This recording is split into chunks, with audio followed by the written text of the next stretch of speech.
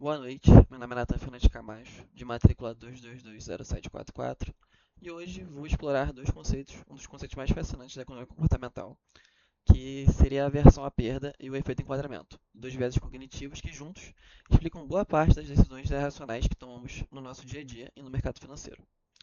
Nosso referencial teórico é a obra de Daniel Kahneman, que ganhou o prêmio Nobel ganhador do Prêmio Nobel de Economia, em especial o livro Rápido e Devagar, Duas Formas de Pensar, publicado em 2012. Estruturei essa aula em 5 blocos, começando com uma rápida apresentação dos dois sistemas de pensamento de Kahneman, porque elas são a base de tudo que vem depois. Em seguida, vamos mergulhar no primeiro viés, que é a aversão à perda, incluindo o famoso gráfico de função-valor. Depois vamos ao efeito enquadramento e aos gráficos e aos exemplos práticos de cada um, encerrando com uma conclusão aplicada com o que vamos fazer com esse conhecimento no nosso dia a dia.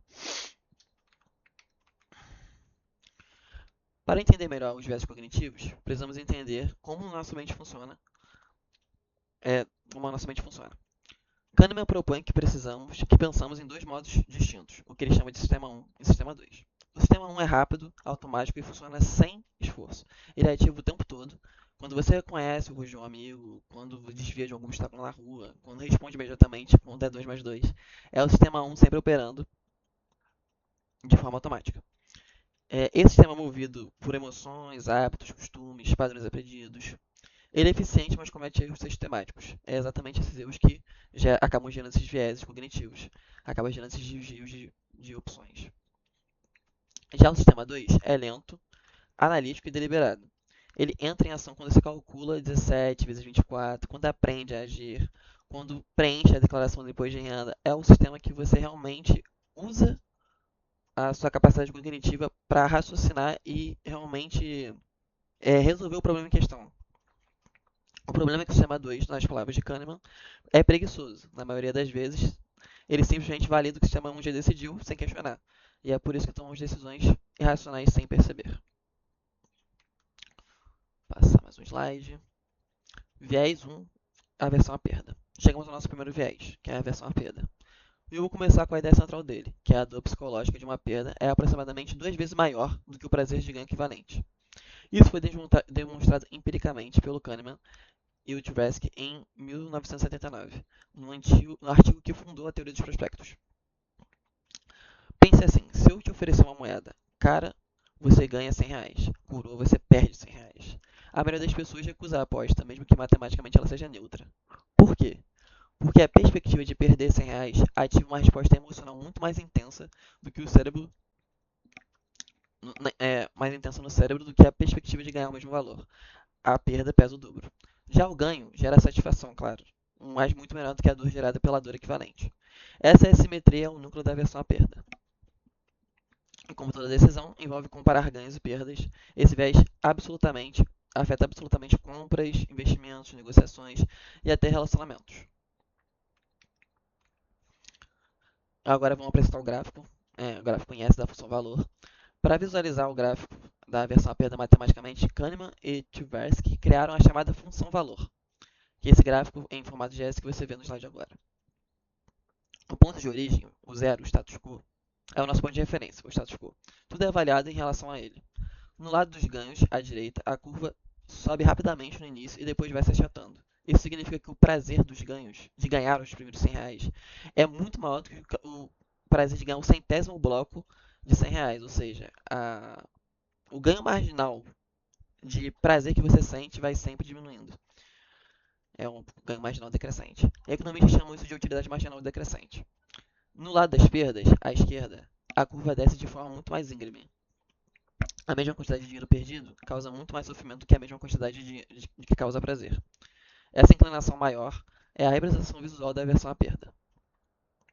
Note também que a curva de perdas é convexa, ela vai se suavizando com perdas maiores. Isso explica porque as pessoas já estão no vermelho, tendem a assumir riscos ainda maiores. Na percepção delas, pouco mais de perda já não importa tanto.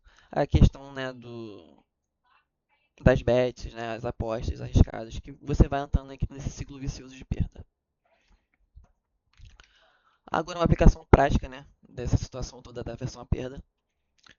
Vamos a um exemplo original e muito comum no mercado financeiro. um investidor compra 100 ações de uma empresa e R$ 50 cada. Ele acredita no crescimento da empresa e está otimista. Algumas semanas depois, a ação cai para R$ 35. E agora ele tem uma perda latente de R$ 1.500. E o sistema 1 aciona. O alarme dói. Aqui está a versão à perda. Em vez de avaliar racionalmente se a ação tem ou não perspectiva de subir, o investidor pensa, não vou vender o prejuízo, vou esperar voltar os R$ 50 para zerar. Esse raciocínio parece lógico, mas é um viés. O preço de compra é relevante para a decisão de hoje. O que importa é dado tudo o que você já sabe agora. Essa ação tem perspectiva de subir? Essa ação tem chance de crescimento de fato? Ou é apenas uma situação que você está indo no automático, que você tem uma perspectiva errônea dela? Enquanto ela espera, a ação cai para R$ 20. A perda agora é de R$ 3.000 e a espera irracional amplificou o prejuízo. A decisão racional seria A decisão racional seria simples: avaliar o futuro da ação, não o passado. O preço da compra já foi, ele não volta. Decidir com base nele é pura aversão à perda. E agora o viés 2, que é o efeito enquadramento, framing. O segundo viés é o efeito enquadramento, ou em inglês, framing effect. A ideia central é esta: a forma como uma informação é apresentada altera a decisão, mesmo que o conteúdo seja exatamente o mesmo. O exemplo mais clássico e simples é o de rótulo de alimento, rótulo alimentar. Imagine dois iogurtes idênticos na prateleira do supermercado. O primeiro diz 90% livre de gordura. Qual a sua reação imediata? Produto saudável, correto? O cérebro foca no que não tem, a gordura ausente. O segundo rótulo diz 10% de gordura. A mesma informação, apenas enquadrada. A percepção muda completamente. O cérebro agora foca no que tem, a gordura presente. Parece um produto mais pesado, menos saudável. Os dois iogurtes são idênticos. A única diferença é o enquadramento. E isso é o suficiente para mudar a decisão de compra. Aqui entra o sistema 1. Ele processa o rótulo de uma forma muito rápida e automática, já chegando com uma percepção formada. O sistema 2 raramente para recalcular que 90% é livre de gordura equivale a 10%, que 90% livre de gordura equivale a 10% de gordura. Vou passar para o slide. Em uma aplicação prática, do efeito enquadramento, agora um exemplo seria um original do mercado financeiro. Imagina um fundo de ações com retorno médio de 12% ao ano nos últimos 5 anos. Dois gerentes apresentam esse mesmo fundo para potenciais investidores, mas com enquadramentos diferentes. O gerente A diz que em 4 dos últimos 5 anos, nossa carteira superou o índice Ibovespa. O foco está nos acertos. A mensagem transmite competência e segurança.